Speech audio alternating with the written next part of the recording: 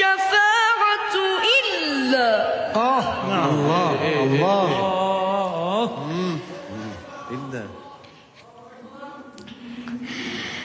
إلا من أذن له الرحمن إلا من أذن له الرحمن إلا من أذن له الرحمن يومئذ لا تنفع الشفاعة إلا من أذن له الرحمن ورضي له قولا يعلم ما بين أيديهم وما خلفهم ولا يحيطون به علما.